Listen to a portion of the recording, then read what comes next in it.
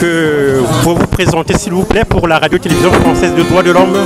Je suis Marie Duré-Pujol et je suis candidate de la France Insoumise pour les élections européennes. Ah, oh d'accord. Bon, mais écoutez, on ne pouvait pas mieux tomber, pourrait-on dire. Donc, candidate de France Insoumise donc, à la députation européenne. Exactement. Exactement. Bon.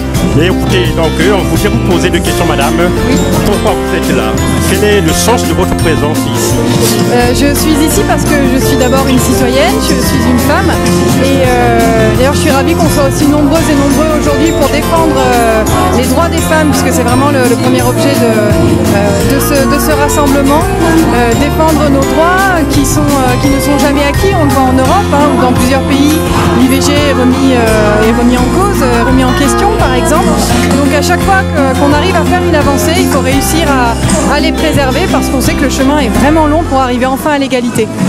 Évidemment, oui, on observe que quand, par exemple, en moyenne, un homme gagne 100 €, la femme gagne environ 83 €. Et comment vous pouvez expliquer ça? Parce que ça fait déjà beaucoup d'années que la France prend des décisions, des lois pourrait-on dire, dans ce sens. Comment pouvez-vous expliquer que des années passent, mais que la situation reste la même? Alors il faut voir que ces lois finalement ne sont pas aussi fortes qu'elles devraient l'être, puisque vous avez raison, les inégalités salariales existent et ensuite elles ont des répercussions énormes, puisque il faut voir qu'au quotidien ça met les femmes soit dans une forme de dépendance, soit dans une forme de précarité, et puis ensuite arriver à la retraite, et bien, là encore il y a des répercussions, puisque quand vous avez moins gagné, forcément vous avez moins en retraite. Donc non, les lois sont bien en deçà de ce qu'il faudrait mettre en place pour l'égalité. Ok. Et quel est votre point de vue par rapport à cette initiative de débaptiser cette place par vue de droits des femmes et non pas par vue de droits de l'homme? Qu'est-ce que vous avez contre les droits de l'homme? Les femmes ne se reconnaissent pas dans les droits de l'homme. Pensez-vous que c'est les droits qui sont uniquement masculins et non pas hommes avec grand H?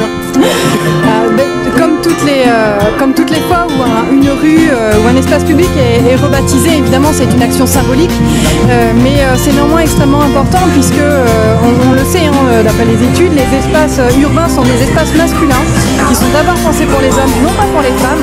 Donc ce parvis des droits de l'homme qui se transforme en parvis du droit des femmes montre ça. Et ensuite on parle des droits de l'homme. Alors évidemment on peut jouer sur les mots en disant que le grand H correspond à tout le monde, sauf qu'on a un terme en français pour ça, c'est l'humain.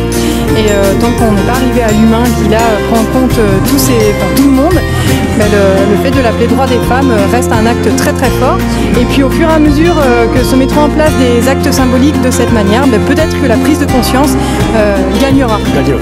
Bon, écoutez, merci beaucoup madame, merci vraiment de vos propos, merci. Bonne journée. Bonne journée, merci. Bonne journée.